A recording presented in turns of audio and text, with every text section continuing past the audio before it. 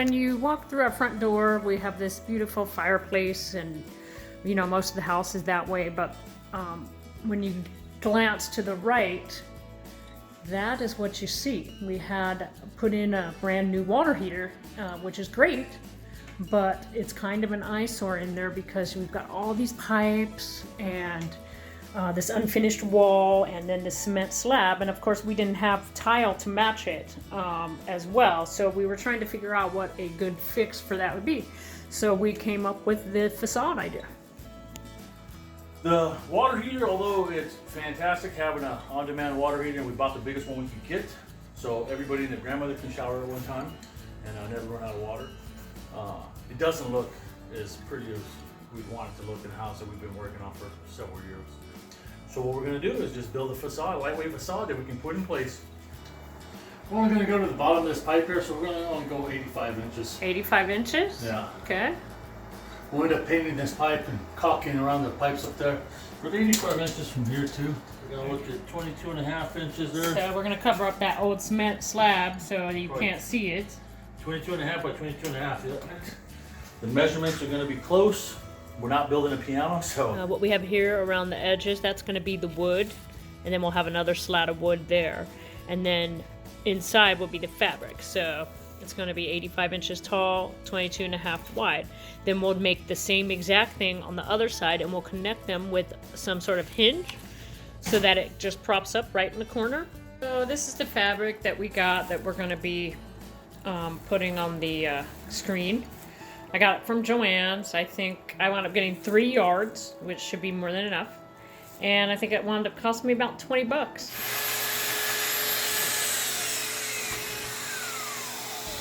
Measure twice, cut once. I almost just cut it off just for the hell of it. I was gonna say, I thought you said you were gonna cut the ends off. Right?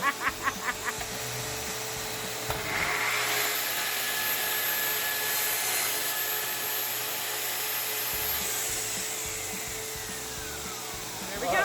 Lovely, lovely.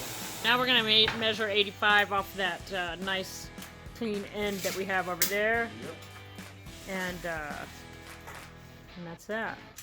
So, with the Festool, it's kind of nice because you got this edge here. There's your mark right there. It might be a little bit hard to see, but there's our mark. So he just lines that up right up with that. Pour that up. And ready to go. Pour it up.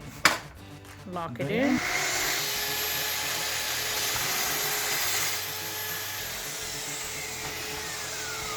There we go. Now we'll just do the same thing with, we'll have to have 8 of those, or 4 of those. 4 of those. 2 for each. Wow, look at that. 85. Come here, look at that. That is pretty damn close. Okay. So we just cut all 4 of these. These are our 85 long. Yep. And we need to have it, the total to be 22.5. 22.5. So, let's see how wide these are. These are, this one looks like it's 3.5. 3.5. This one is also 3.5. So it's dimensional lumber for construction, but okay.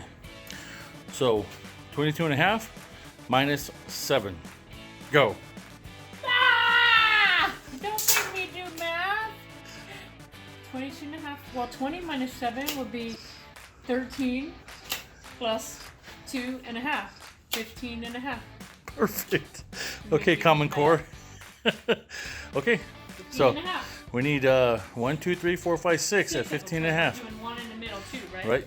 So let's go do this. Okay. We're using a Craig jig. I've had pretty good luck with Craig jigs. The Craig screw system they have, I actually have 2 of them. So we're using it to put our holes in, pre-drill our holes so that we can screw the rails and stiles together. Okay. So is this it? This is the Craig jig right here. The way it works is you just put it in here, you adjust this to fit the size of wood you're using, okay? The thickness of wood we're using is 5/8 thick. So this one's the easiest because you just adjust this thing a little bit and clamp it down and then easy peasy. We're gonna drill right through here and it'll make the angle for the screw to go in.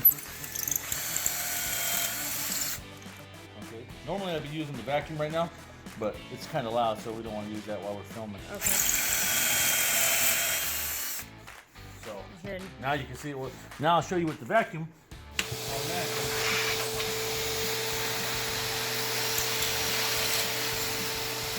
oh yeah. With the vacuum on, no dust. Just unclamp that. And there you go. So you put those holes On the back side. on the back side of all of them. Yes. Okay. Come on, glue. Come on, glue. I know you're in there. This bottle's a little old now. Might be time to order some more Type Bond. Cool thing about these Craig jigs, or the Craig system, is you put the screws in. You can clamp it if you want, but for us, I'm just gonna kind of put it where I want it. Hold it with my foot. Hold it down with the foot. Put my glasses on so I can see what I'm doing. Yeah.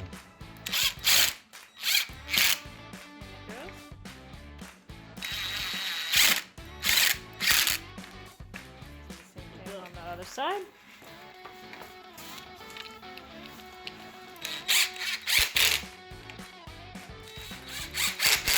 And success. And then the next thing we do is we do that in the other side and in the middle. Yep.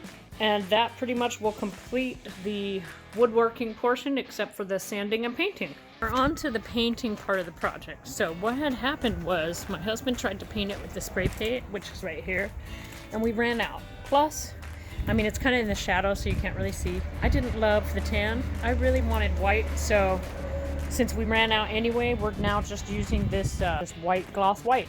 So we're gonna get to painting.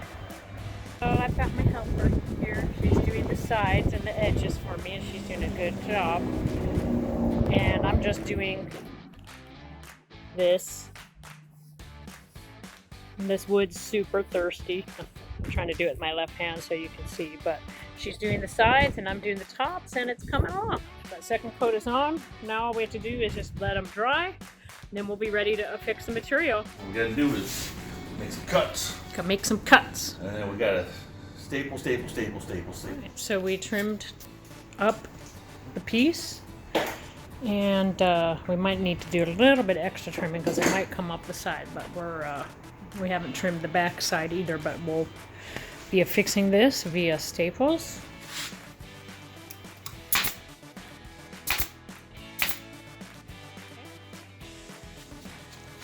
And then we're pulling tight, or as my husband says, taunt.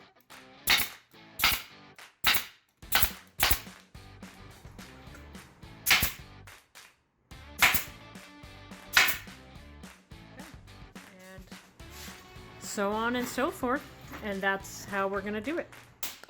Here's Laura practicing her stapling skills. Trying to be in a straight line and really not doing well. She's doing okay. We're not building a piano. I know there's some upholsterers and stuff out there would lose their minds with this, but this is just a $25 facade. fix for a temporary problem. We flipped it over and we're pulling this tight, and then that middle bar, and then we'll do the same thing. We'll pull it tight here, and then all the way down. So that's what he's doing. I'll help him.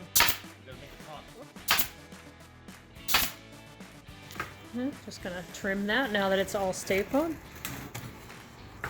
Whoops. Whoops. Don't say whoops. We put a couple of staples where We're cutting. Yeah. But that's okay. So I haven't had my whole cup of coffee yet. I've only had a quarter cup of coffee. yeah, we can tell. Look at my hair. I can tell. Your hair is cray cray. Please, let's turn it around. See what it's gonna look like. Ba ba ba. There is our facade. That works. Okay, so we're finishing up our project.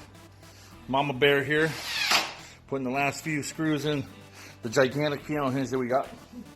Right, we spent more on the piano hinge than on the entire rest of the project, but Well, initially I was just gonna put a couple little hinges on there, and then I saw this one on Amazon for like $35. I was like, ooh, look it. about out a $50 project instead of a $25 or $30 project. But Right. it was mostly leftover materials for us, and Yeah. it gets the job done for what we're trying to do. So, and we're not putting screws in every hole. We're putting them in every third hole. There's no need. It's too light. It's not like it's actually going to be. It's moving weird. around a lot. We're not building a piano, but we're using a piano hinge. So now that we've completed the project, when you walk in through the front door and hang a right, this is what you see, which is a heck of a lot better than what you were seeing before. So I like our fix. I think we did a pretty good job. There is our facade.